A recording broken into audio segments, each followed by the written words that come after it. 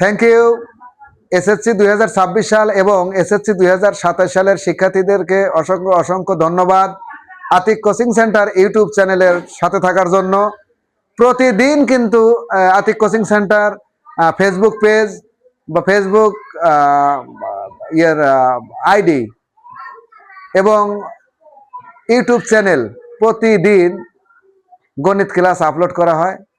আজকে এই মুহূর্তে তোমাদের সামনে বোর্ডে উপস্থাপন করা আছে ফিজিক্স অর্থাৎ পদার্থের একটি ছোট্ট এমসিকিউ প্রশ্ন।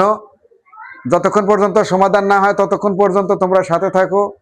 ধন্যবাদ। দেখো প্রশ্নটি দেওয়া আছে এরকম, 0.5 মিটার বক্রতার ব্যাসার্ধের কোন দর্পণের ফোকাস দূরত্ব কত সেন্টিমিটার?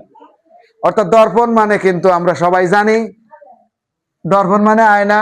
এই জায়গায় দেওয়া আছে এইটা 0.5 মিটার বক্রতার ব্যাসার্ধ, অর্থাৎ আমরা কিন্তু এখানে লিখে দিতে পারি বক্রতার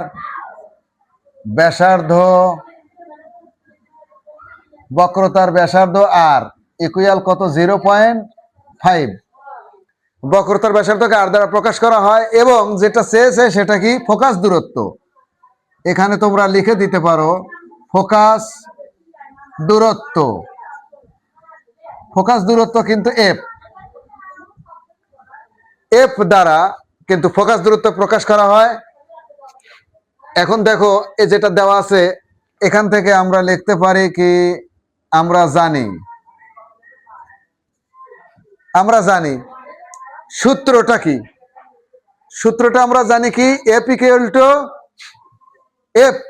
ইকুয়াল আর ডিভাইডেড 2। বাস, এখন আর এর মান আমরা কিন্তু বসিয়ে দিলাম কত? 0.5।